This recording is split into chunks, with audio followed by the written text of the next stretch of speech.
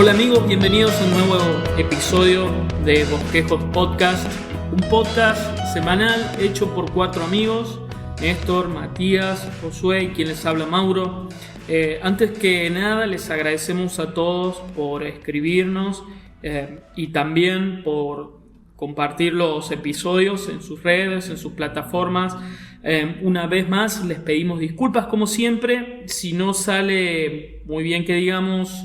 La grabación es casera y bueno, sin más les queremos presentar el tema de hoy que vamos a estar viendo, es el noviazgo.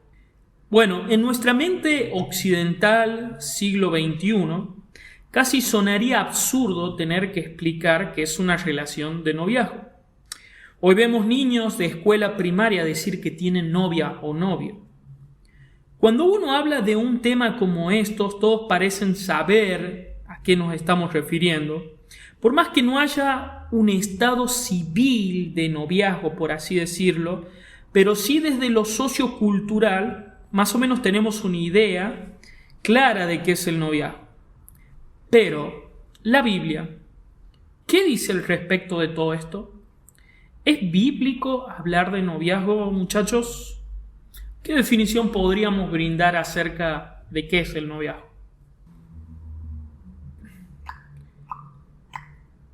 ¿Y qué onda? Y bien amigos, ese es nuestro episodio de hoy. Esto fue todo noviazgo. Síganos en las redes. Yo creo que es bíblico buscar hablar de cualquier tema a la luz de la palabra de Dios. Ahora, con respecto a la institución o la costumbre del noviazgo, en la Biblia no se menciona esa palabra y no se entiende el compromiso de cara al matrimonio de la misma manera. En la Biblia no dice nada, o si acaso diría muy poco sobre lo que significa el noviazgo según lo entiende en nuestra cultura actual.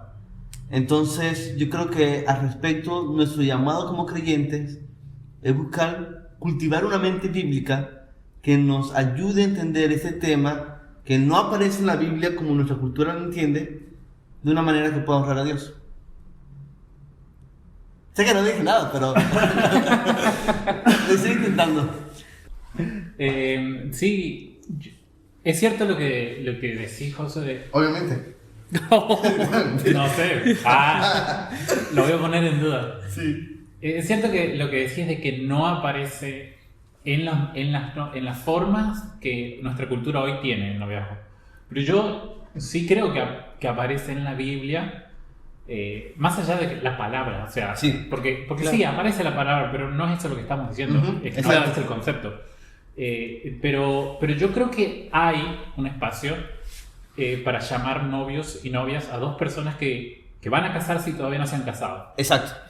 Entonces yo creo que la Biblia nombra a los novios, nombra a novios, se nombra la figura de un novio, de una novia en la Biblia, pero están a punto de casarse.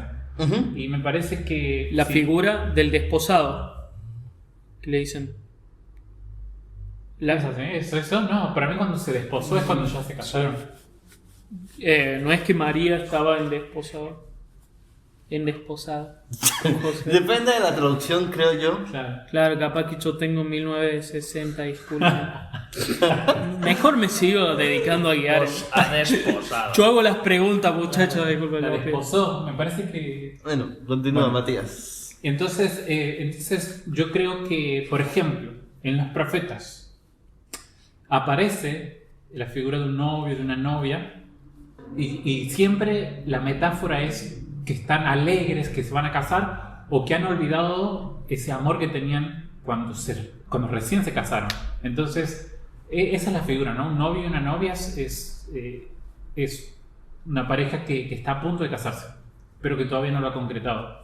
Y expandiendo un poco más lo que mencionas, creo que es muy importante tener en mente la forma en que el Evangelio presenta a la iglesia como la novia de Cristo y a Cristo como el novio de la iglesia, y el Evangelio nos muestra que la consumación apropiada para esa clase de amor es el matrimonio, las bodas del Cordero, lo cual para mí es un indicio muy fuerte de que mientras nuestra cultura ve el noviazgo como un experimento o como simplemente una etapa más para conocernos, la Biblia, si lo queremos plantear de esa manera, nos enseña que si vamos a comprometernos para el matrimonio es para eso. O sea, no es simplemente una prueba. Yo, en mi opinión, ya hay una especie de relación para conocer a una persona sin tener que comprometerte, y es la amistad. Así es. Entonces, yo creo que esa distinción es muy importante. Nuestra cultura mira el noviazgo como simplemente conocernos un poquito más y ver si somos compatibles, mientras que el compromiso bíblico que una persona debe tener de cara al matrimonio es eso, es más un compromiso. Entonces, claro, un subproducto de esa etapa sería conocer más a la persona, ¿no? Cuando Ari y yo, por ejemplo, decidimos casarnos, nosotros empezamos el noviazgo con ya la meta del matrimonio, y mientras íbamos hacia ese camino, obviamente que nos fuimos conociendo un poco más. Pero la meta siempre de nosotros no era simplemente conocernos y ver si somos compatibles o no, sino ya ir de cara al matrimonio. Y creo que eso va un poquito más acorde a lo que la Biblia enseña que a lo que nuestra cultura enseña. Muy bien, gracias, Josu. Simplemente para hablar a la audiencia, yo creo que todos los que estamos acá, al menos los que estamos casados, hemos tenido una relación de noviazgo previa, ¿no? Y bueno, Mati en este momento está de novio, pronto al casamiento. Y bueno, ¿qué beneficios encuentran ustedes de esta etapa de noviazgo y por qué encuentran bueno tener esta etapa previa? Creo que bastante respondieron recién Matías y Josué esta pregunta, o por lo menos la abordaron de diferentes lados, pero ampliando un poco más, creo que en mi opinión es una etapa para terminar de conocerse justamente con esto de cara al matrimonio. Si bien creo que la amistad es fundamental, pensar en que vas a tener una amistad con una chica puntualmente, con una persona que te interesa y que ve su potencial de crecimiento, ve su potencial en el Señor. El noviazgo termina de acentuar estas cosas y de marcar ciertas formas o ciertas detalles del carácter de cada uno, y hace de que a la hora de entrar en un matrimonio sea un poco más sencillo. Si bien creo que el noviazgo en sí no es el que debe definirlo al matrimonio, pero sí en muchos casos lo define, y creo que es una buena etapa porque podés encontrarte con alguien que en la amistad te demostró una cosa y que cuando empezaste a planificar el casamiento de noviazgo encontraste fallas en su carácter o encontraste cosas que realmente no están buenas y que por la amistad pudieron mantenerse ocultas, pero a la hora de tener, por ejemplo, con Mika el primer proyecto que hicimos fue el casamiento. Cuando tenés que empezar a armarlo y te encontrás con distintas situaciones, gustos, no sé, opciones, que ya tienen que tomar una decisión, salen muchas cosas a la luz. Entonces es muy interesante esa etapa y creo que es una etapa también a considerar, porque uno todavía tiene un margen de conocimiento y no tenés ese compromiso del matrimonio. Pero sí creo que en el momento de iniciar un noviazgo tenés que entrar con el pasaje que Pablo le dice a las esposas y a los esposos y los compromete, ¿no? Como esposos, amen a sus esposas como Cristo amó a la iglesia. Creo que ese concepto no se tiene que ir nunca, porque vos te estás poniendo de novio con una hermana en Cristo primero, y después con una amiga, y después con la mujer que va a ser tu esposa por el resto de tu vida. Entonces debes cuidarla de la misma forma que si fuera tu esposa. Hay muchas cosas que por supuesto no hay derechos, pero sí tenés las mismas responsabilidades. Y creo que eso es un punto a tener en cuenta, porque hoy en el noviazgo lo único que se quieren son derechos y no responsabilidades. Entonces creo que hay que tener en cuenta que en el noviazgo tenés muchas más responsabilidades que derechos y debes ser cuidadoso. Entonces, arrancando el noviazgo, creo que tiene que ser esta la perspectiva a la hora de tener en cuenta un noviazgo cristiano.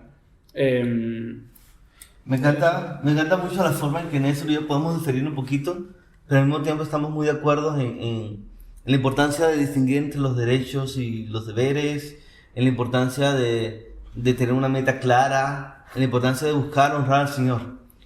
Yo creo que escoger con quién vamos a vivir el resto de nuestras vidas y glorificar a Dios en matrimonio, con quién vamos a hacer eso, es una de las decisiones más importantes que podemos tomar y no es algo que debemos tomar a la ligera. En ese sentido, los creyentes necesitamos seguir cultivando una visión robusta del matrimonio y también de los pasos que llevan al matrimonio. Sin embargo, yo creo que por la mayor parte de la historia de la humanidad, la gente se casaba sin entrar en periodos previos de relaciones como actualmente llamamos el noviazgo. Al menos no como nuestra cultura lo entiende. La gente se casaba así porque sus familias organizaban las bodas o porque así era la tradición y por otras razones. Y no estoy hablando de hace miles de años. Estoy hablando de hace pocos siglos, incluso décadas en muchos de nuestros países. Entonces, yo no creo, en primer lugar, que eso de casarnos sin conocer a la otra persona y en bodas arregladas sea lo ideal. Yo creo que eso permitió muchos abusos y socavó la libertad de las personas, pero igual existían matrimonios con cierta felicidad y paz. Y yo creo que esto debería hacernos cuestionar al menos un poquito qué tan necesario es un noviazgo, cómo nuestra cultura lo entiende, para tener después matrimonios exitosos y que honren a Dios. Quería hacer un alto en este punto y aclararle a la audiencia de que estamos hablando de un tema que no hay una definición bíblica exacta en todas las culturas. En Norteamérica, por ejemplo, y acá en Argentina, el concepto de noviazgo es diferente, porque es diferente en todas las culturas. Entonces, está bien diferir, pero también lo importante es que tengamos este mismo objetivo en mente cuando hablamos de que apunta al casamiento. De hecho, hay muchos pastores que algunos son pro noviazgo y otros son contra noviazgo, que simplemente hablan de compromiso y matrimonio sin una etapa previa de noviazgo. Y está bien diferir en esto, digamos, pero siempre teniendo como base bíblica y final el matrimonio. Cuando Néstor y Josu hablan de derechos y obligaciones, yo quisiera ser más explícito, tal vez al decir que a veces hay un deseo de lo físico, de que se pueden permitir besos, caricias, abrazos, pero sin las responsabilidades de cuidar a la otra persona, de hacerse cargo o cuidar en un sentido completo, ser espiritualmente, físicamente también, o lo que fuera de la otra persona. Entonces, yo creo que en ese sentido todos tenemos esto en mente, ¿no? Sí. Y bueno, volviendo un poquito a lo que quería mencionar, yo creo que debemos ser muy cuidadosos en afirmar categóricamente que el fin principal del noviazgo es conocer a otra persona y que eso siempre es necesario. Porque de nuevo, la mayoría de las culturas en la historia de la humanidad no lo entendieron de esa manera. Y de hecho, yo no creo que ese debería ser el fin principal de un noviazgo, porque las personas siempre van a cambiar. La relación entre una persona puede cambiar de la amistad al noviazgo y del noviazgo al matrimonio. La persona con la que mi esposa se casó es muy diferente a la persona que soy ahora. Y Ari también ha cambiado muchísimo a lo largo del tiempo. Entonces, las personas siempre van a cambiar. La persona con la que estás en un noviazgo hoy no será la misma entre años. Y cuando vengan los hijos va a ser más diferente todo. Y yo creo que ese hecho de que las personas siempre somos cambiables, siempre estamos cambiando, y el hecho de que el noviazgo siempre era muy diferente en otras culturas y aún así podían haber matrimonios exitosos, yo creo que eso nos instruye en que todo matrimonio necesita un fundamento más firme que simplemente nos conocimos y durante un periodo vimos que fuimos compatibles. Porque la gente va a cambiar y va a llegar el momento en el que te vas a dar cuenta de que tal vez no eras tan compatible como tú lo creías. Y por eso necesitamos un fundamento más fuerte que simplemente conocernos. Y yo creo que la Biblia nos enseña cuál debe ser ese fundamento. Me encanta lo que dice Josué, porque creo que eso es lo que marca la diferencia entre un noviazgo con un propósito y un noviazgo como hoy la cultura está mostrando así al azar, porque bueno, tengo que tener novia, porque es no sé, cool tener novio porque todo el mundo la tiene y porque todo el mundo tiene, o novio, ¿no? O sea, estoy hablando de cualquiera de las dos situaciones. Un noviazgo tomado a la ligera, digamos. Exacto. Entonces, una vuelta escuché un pastor que dijo como la idea de noviazgo es que vos veas el potencial de la otra persona, de lo que puede llegar a lograr, de lo que puede llegar a ser. Porque como decía Josué, todo cambia, o sea, siempre vas a estar cambiando. Y creo que uno de los contras o de las cosas más difíciles del noviazgo es escuchar la frase, bueno, yo soy así. El yo soy así creo que es una alerta bastante grande, porque como decía Josué, todo cambia, todos cambiamos. En el momento que conociste a esa persona, al momento que te pusiste de novio, al momento que te casaste o al momento que tuviste el primer hijo, siempre va a ser diferente. Es lo único constante, es que siempre va a ser diferente. Entonces creo que lo importante es ver en la otra persona el potencial de lo que Dios puede hacer en esa persona y lo que puede llegar a lograr a lo largo de los años. Con el matrimonio, con la ayuda de Dios, por supuesto, porque eso es lo único que vale.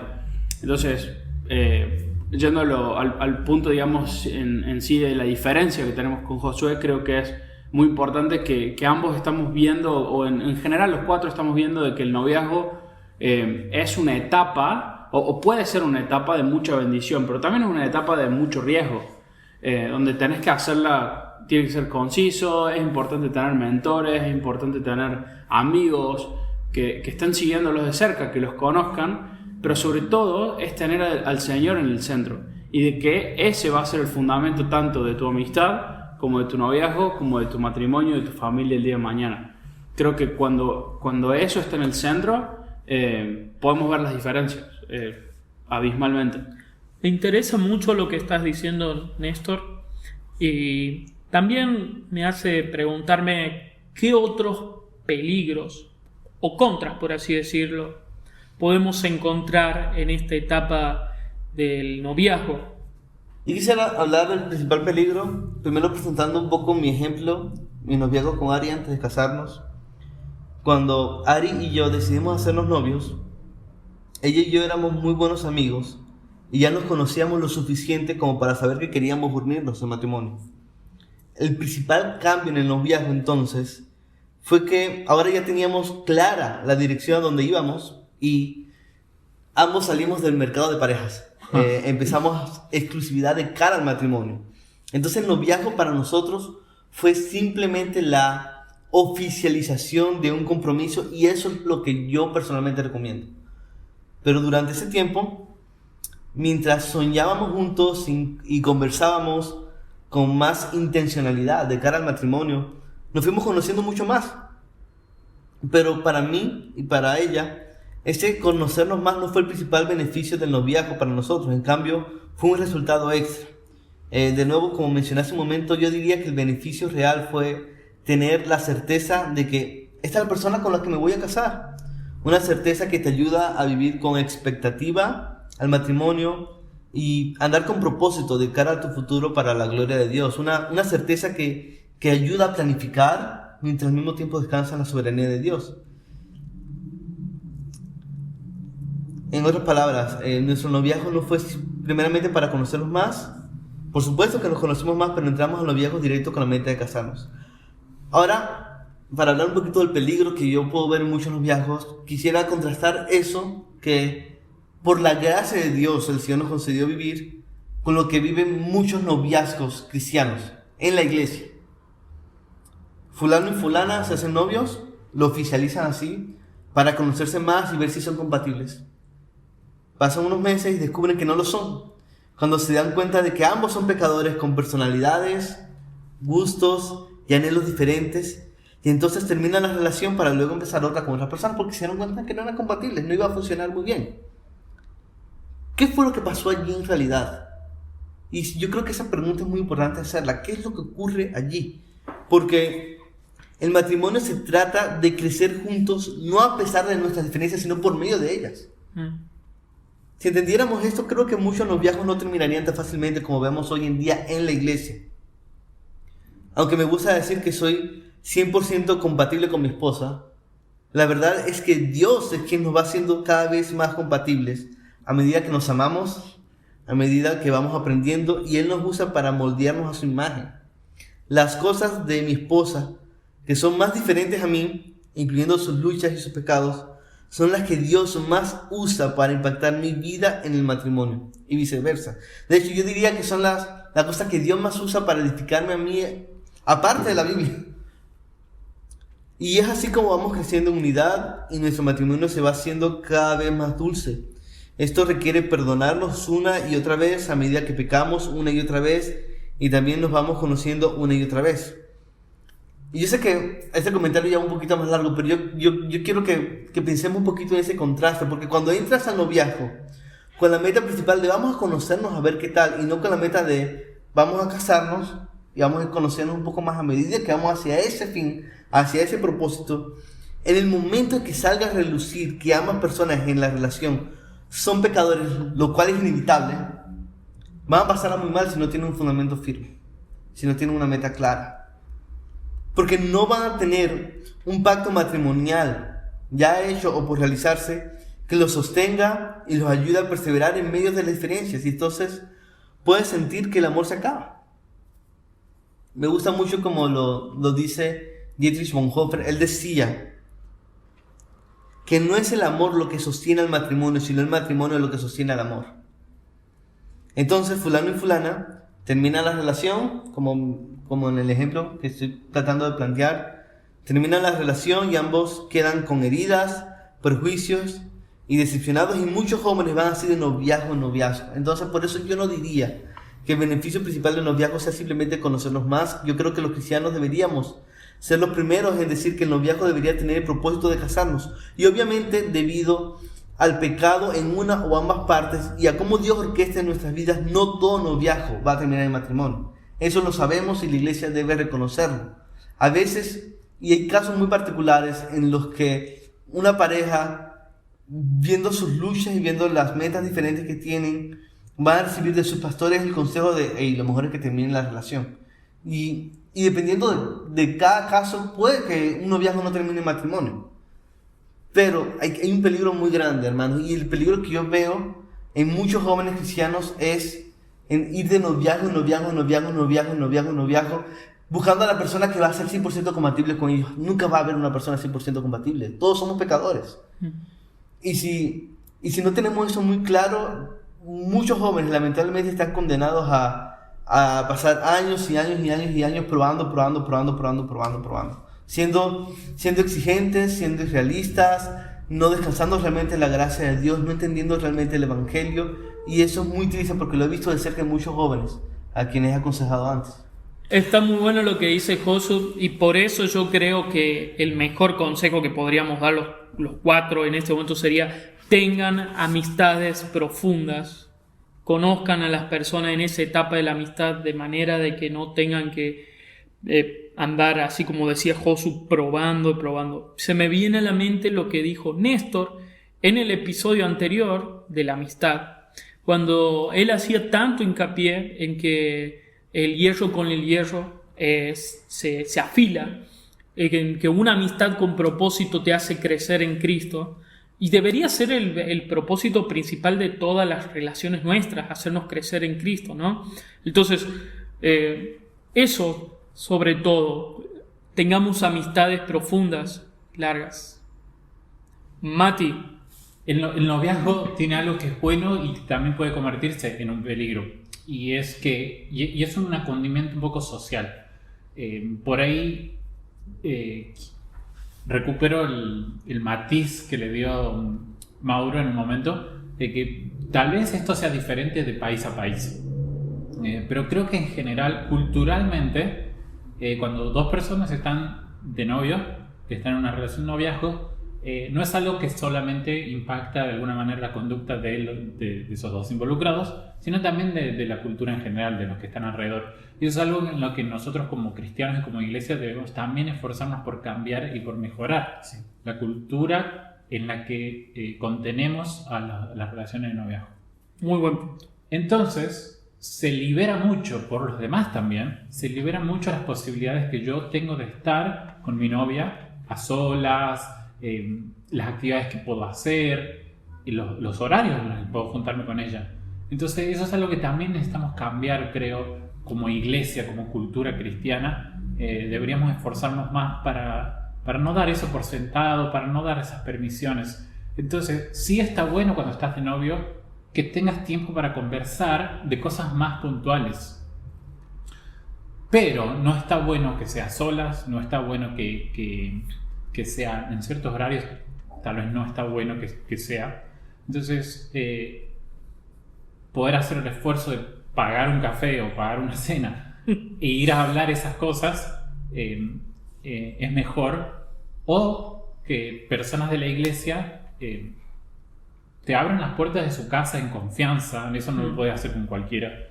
Te abra las puertas de su casa en confianza y vos puedas hablar con esa tercera persona también de esos temas, o con un matrimonio con esas dos personas también de esos temas. Yo creo que esos procesos de consejería, de ayuda, de contención es algo que puede ayudar mucho a ese peligro que hay en los noviazgos de ciertas permisiones que se dan entre novio y novia, pero también las permisiones que alrededor, la gente de alrededor empieza como a permitir, justamente. Me encanta eso que mencionas a nivel cultural, de cómo el entorno va cambiando, porque creo que no solamente en el noviazgo cambia, sino que en la amistad, y es algo que creo que también culturalmente deberíamos cambiar. Porque cuando dos personas se están conociendo, está el famoso, para los que no están viendo, el guiño guiño, sí. El codazo, mirá, le gusta, y es normal, está bien, es justamente lo normal. Creo que culturalmente y como iglesia tenemos que tener cuidado en esos puntos también, para cuidar esas relaciones de amistades, y que sean relaciones de amistades en serio. Que sean relaciones de amistades sin timidez, de poder conocer a una chica, a tu amiga, pensando en un día que podría llegar a ser tu esposa, pero con esa libertad en el grupo de jóvenes, en el grupo de amigos o con tus amigos, poder conocerla a esa persona en grupo. Con la familia. Con la familia, pero con esa no presión que ponga el entorno, ¿no? Culturalmente se pone mucha presión sobre eso. No, y hay hermanos en la iglesia que quieren ser Cupido. Sí. Que quieren ser el Espíritu Santo uniendo a la gente. Hay que tener mucho cuidado con eso. Sí. Porque lo he visto también en iglesias donde la iglesia ve que fulano y fulana ambos sirven al Señor y se ven bien cuando están juntos. Entonces empiezan a orquestar eso, pero puede que Dios tenga otro plan diferente. Y se crea tanta expectativa que la iglesia pone sobre ellos, que ellos pueden sentirse presionados a que la relación funcione o a vivir para la aprobación de las personas. Es un tema muy grande y por eso me encanta mucho el énfasis que hizo Matías. Sí. La cultura en la iglesia debe ayudar. Sí. Yo creo. El noviazgo. Hablando acerca de el comienzo del noviazgo, de esta etapa, y también del final. ¿Cuándo estaría una persona, un joven o la pareja lista para comenzar una etapa de noviazgo? ¿Y cuánto tiempo debería durar? Yo creo que debe haber una base de madurez. Exacto. En las personas que se van a comenzar el noviazgo y están pensando en casarse.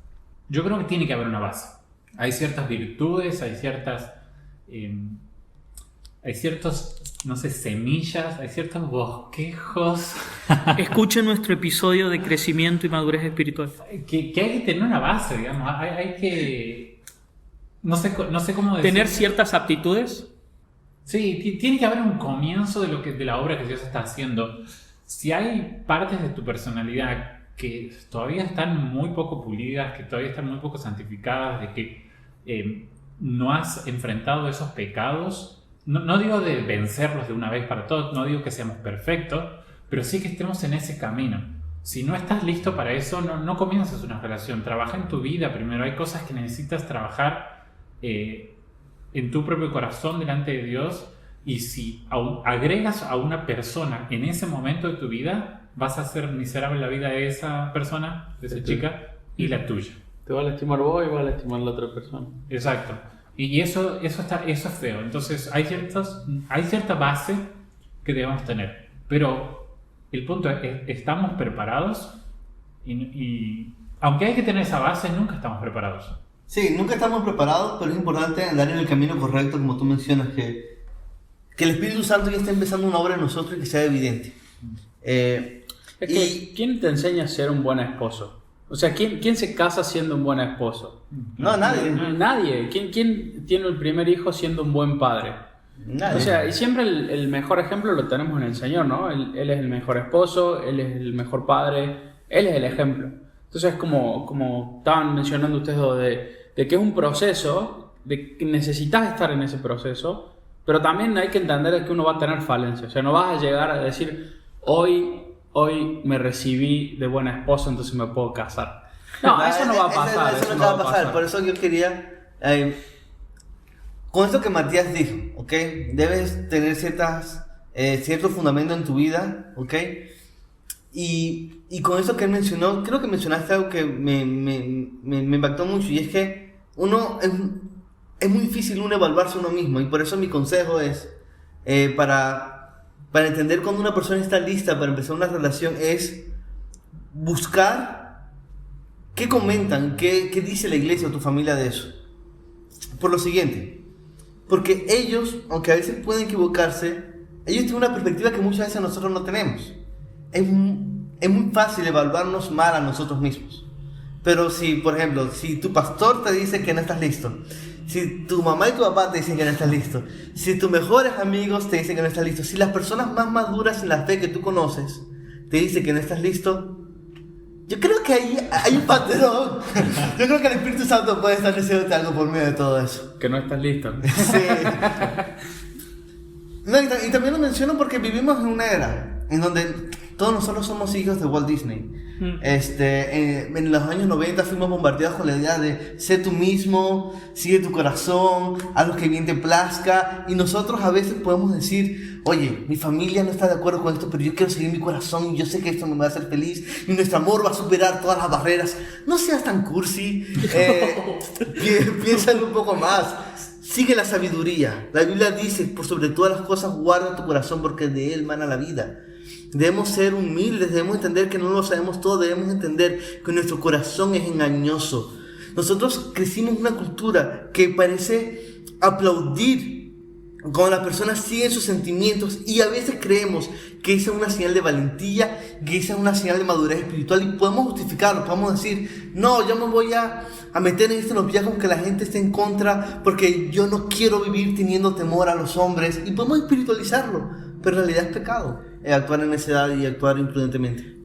Creo que otro consejo, respondiendo a la pregunta que hiciste inicial, Mauro, es necesario tener este proceso de santificación, este proceso donde el Señor trabaja en tu vida, tanto en tu vida como en la vida de la otra persona. Pero también es importante que haya una cierta independencia económica de los padres, emocional. Acordate que vas a formar tu propia familia, van a ser una familia, y necesitas dejar de depender de tus padres, necesitas empezar a convertirte en un esposo y necesitas empezar a convertirte en una esposa, y Dios le dio roles a cada uno. Entonces necesitas empezar a desarrollar esos dones en pos de ese rol que vas a tomar, que vas a asumir en los próximos meses o años.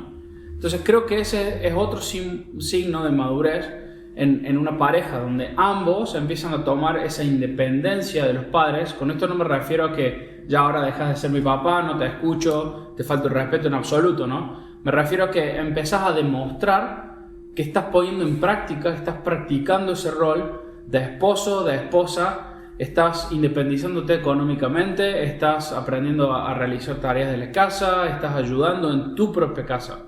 Primero ayuda en tu casa. Sí. Y después, ahí es donde vas a practicar, ese es el lugar de práctica. No es en la casa de tu futuro suegro, no es en la casa de otro donde querés demostrar en absoluto. Primero es en tu casa, primero hacelo vos, donde tu familia te ve, donde vos podés hacerlo. Y después, eso es lo que vas a poner en práctica o vas a salir a la cancha, ¿no? Como ya te pusieron la camiseta, saliste de titular y te casaste. Entonces creo que ese es otro punto a tener en cuenta, esa independencia. Y por otro lado, ¿cuánto debería durar? Creo que no hay un tiempo estipulado. Es decir, bueno, tiene que durar 1 año, 6 meses. He visto noviazgos que han durado mucho tiempo me refiero a 2 años, 3 años, y han sido buenos, pero también he visto otros que han durado 3 años y han sido malos. He visto algunos que han durado 6 meses y han sido muy buenos. Y de hecho tenemos un pastor que tiene ese ejemplo para nosotros y es muy lindo. Y hay otros que han durado 6 meses y han sido muy malos.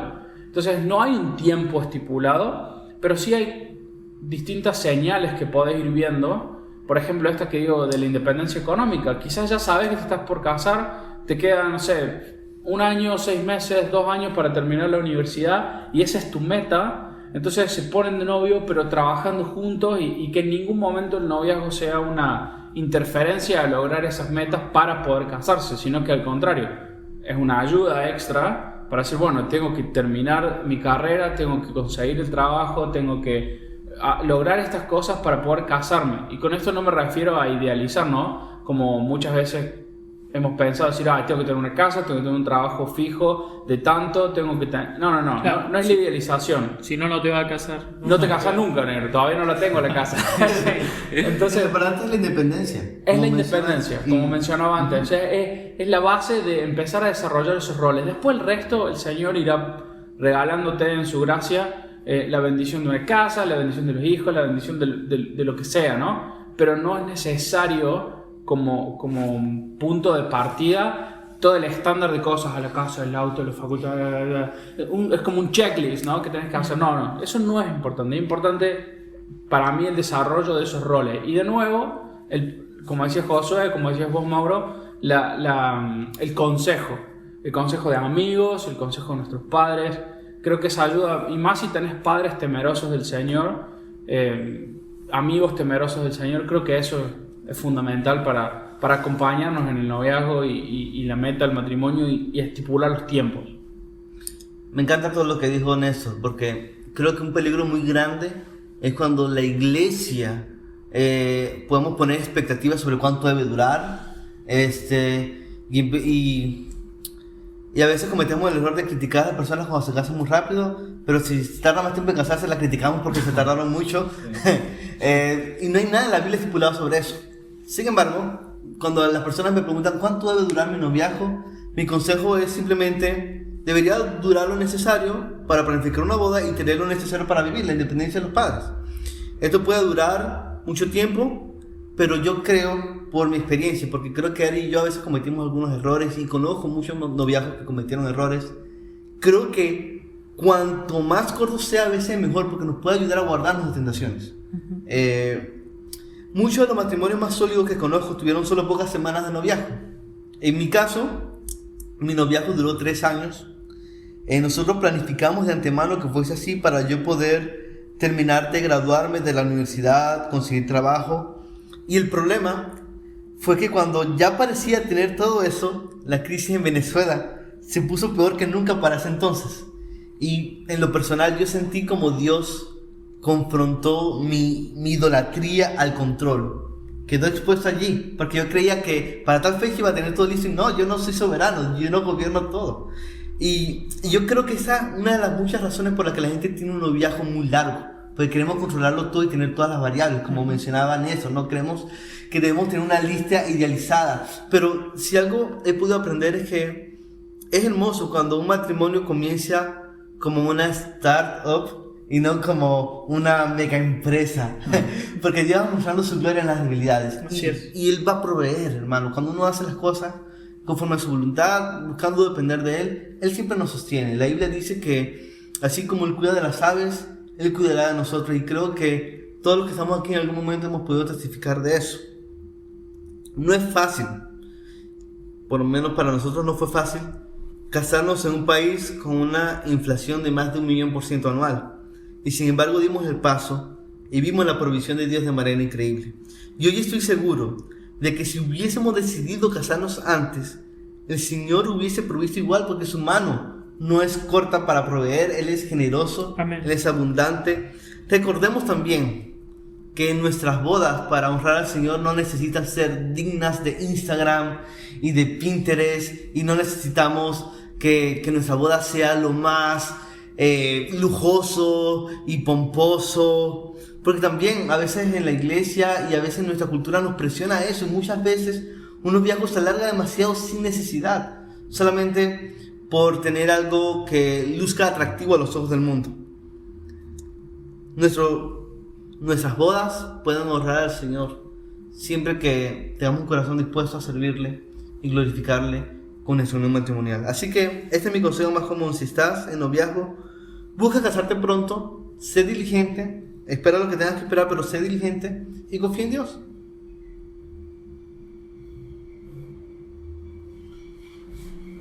En la revista de la consejería de las 9 marcas, yo leí un artículo, ahora no recuerdo el autor, pero leí un artículo que a mí, una de sus frases que decía ahí, me marcó y me ayudó a entender un poco la dinámica, y creo que lo quiero dejar como un consejo a los que nos escuchan. El autor del artículo decía que, él hablando como pastor, decía que una de las cosas más extrañas y que no le gustaban tanto es que los jóvenes, cuando venían a hablar con él, no era para pedirle consejos, sino para informarle que ya estaban de novio. Entonces, y él hacía como, y bueno, gracias por avisarme, ¿y qué crees que hago? ¿Me entendés? Y que sería mejor que vayan a preguntar antes de tomar el paso. Sí. Eso es algo que yo hice felizmente, alegremente, digo, lo vamos a cumplir, así, pero cuando realmente lo haces, no es tan feliz como vos crees. Fui a hacerlo y sin informar le dije, fui a hablar con mis pastores, o con uno de mis pastores, y me dijo que no me ponga de novio. Y nos dijo ahí a los dos, y fue como, en un momento fue un poco decepcionante, digo, pero hago caso al consejo y yo esperaba otra respuesta. Pensé que El meme expectativa versus realidad, ¿no? mi expectativa era otra. La expectativa es salir muy alegre. Exacto, digo, acá cumplo todos los consejos que me dan y todo me va a salir bien. Y no sale como vos querés. Sí. Y fuimos a hacer eso. Y ¿cuántas veces? 2, 3 veces. Ya no la quiero ni contar, pero nuestros pastores nos dijeron no, todavía no, y no es porque se opongan a nuestra relación, sino que no era el tiempo, y nos dijeron no, con mucho amor y con mucho sentido pastoral nos dijeron que no, y duele, pero hubo que tragarse el dolor y hacer caso, y entendí que ese consejo que leí en la revista es un consejo muy bien fundado. O sea, lo escribió un pastor y luego hablé con un pastor y me dijo que no. Entonces esa labor pastoral, ese sentido pastoral, ese sentido de responsabilidad que tienen los pastores por nuestras vidas, nos puede guiar mucho a la hora del noviazgo. Entonces mi consejo sería que cumplan eso, de que vayan a hablar con pastores, con sus pastores, antes de ponerse de novio. No para informarlos, sino para preguntarle a sus pastores qué tal lo ven. Y sean sumisos a la hora de, si ellos te dicen que no, aceptar. Sí, aceptarlo. Sí. Y no siempre te van a decir que no. Conozco casos que le han dicho que sí. Exacto. Los mismos pastores. Entonces este es para desmitificar un poco, claro. Sí, de una. De nuevo, algo que salta y salta, o algo que resurge una y otra vez en las grabaciones de este podcast, es el sentido de la iglesia, de la comunidad. No se aíslen. Si son novios, si tienen una relación de noviazgo, no se aíslen, no estén solos, porque lo más probable es de que terminen pecando, no viendo las cosas claras. Busquen consejo en pastores, en amigos. Por favor, no estén solos. Yo tengo una teoría. ¿Cuál es? Una de las razones por las que las personas entran en noviazgos con rapidez o se vienen muy abajo cuando la iglesia les recomienda que todavía no entren es porque en nuestra cultura es muy común la idolatría a las relaciones. Sí. La idolatría al noviazgo. Creemos que necesitamos eso para ser felices, para tener identidad, para que otras personas no hablen de mí. O ya tengo 30 años y no me he casado, ¿qué van a decir de mí? O ya tengo 20 y nunca he tenido novia, ¿qué van a decir de mí? Yo creo que la clave para poder aplicar todo lo que hemos venido hablando, buscar sabiduría, buscar tener compromiso, buscar la santidad, la clave para todo esto está en primer lugar entender que el noviazgo no es lo más necesario para ninguno de nosotros. Cuando estamos enamorados, cuando consideramos los beneficios de una relación, o cuando hemos llenado nuestra cabeza de cursilerías, viendo muchas películas románticas y reales de Hollywood, se nos hace demasiado fácil exaltar muy arriba el noviazgo. Y ningún noviazgo en este mundo será eterno. Ningún noviazgo en este mundo es lo más grandioso que existe. Es la meta en la vida.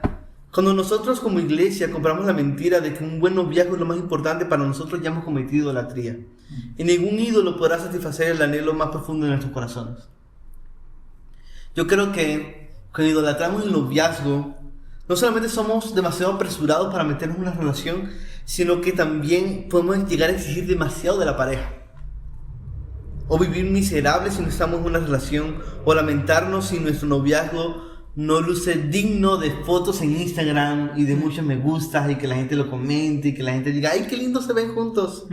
Yo creo que también podemos cometer el error de entregar absolutamente todo nuestro ser a esa relación, viendo a esa relación más importante que a Dios mismo. Y yo creo que esta es una receta para mayor caos en medio de un mundo que ya es caótico por causa del pecado. Yo creo que si la gloria de Dios es la realidad más importante, como enseña la Biblia, entonces es eternamente mejor para nuestras almas no tener un noviazgo y tener a Cristo que tener un noviazgo que luzca bien, pero no tener a Cristo.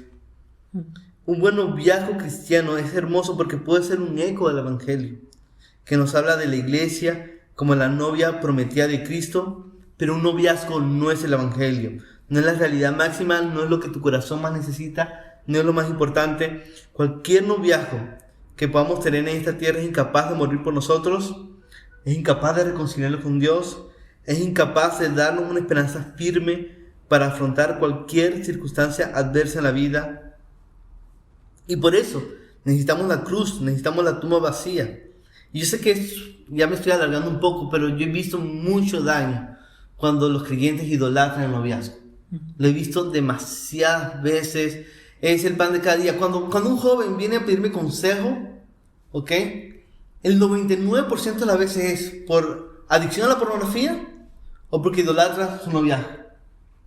De alguna manera. Idolatra el noviazgo que ya tiene o idolatra el noviazgo y por eso quiere tener uno de una manera que no honra a Dios.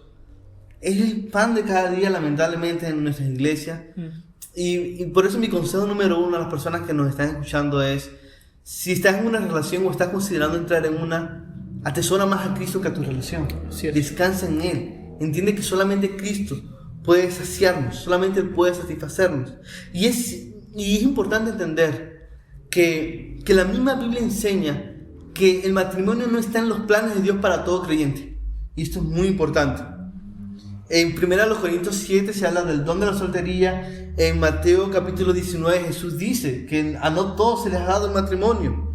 Y es cierto que no es bueno que el hombre esté solo, pero todo creyente puede gozar de compañía edificante fuera del matrimonio con amigos de la iglesia o en la familia. Nosotros podemos recordar la amistad de David con Jonatán, o podemos pensar en la amistad de C.S. Lewis con Tolkien, que fueron amigos muy cercanos y que se edificaron mutuamente. O sea, no necesitamos un noviazgo para tener amistades que nos reten, que nos edifiquen, para sentir compañía. Eso pasa, perdón, en el noviazgo o en el matrimonio o en las amistades. Exacto. En general, ¿no? La idolatría de las relaciones, como para acotar a lo que venís diciendo, te va a frustrar en todas las áreas de tu vida si tenés la idolatría de las relaciones. Si idolatrar a un amigo, a tu novia, a tu esposa, a tu esposo, a tu novio.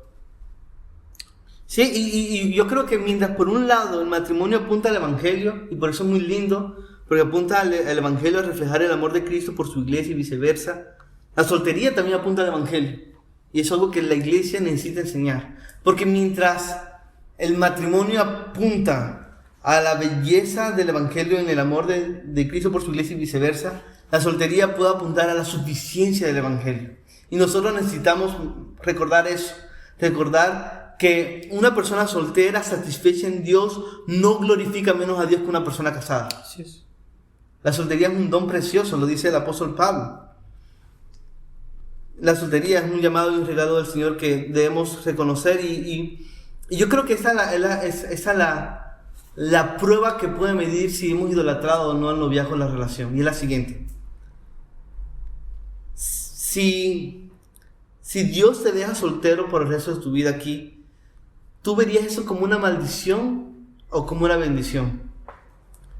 ¿Tú verías eso como una oportunidad para glorificar a Dios? ¿O tú creerías que Dios es malo contigo? Y yo tiemblo mucho a pensar que muchas personas en nuestras iglesias dirían: Dios está siendo malo conmigo, porque yo le pedí una relación y no me la ha dado todavía.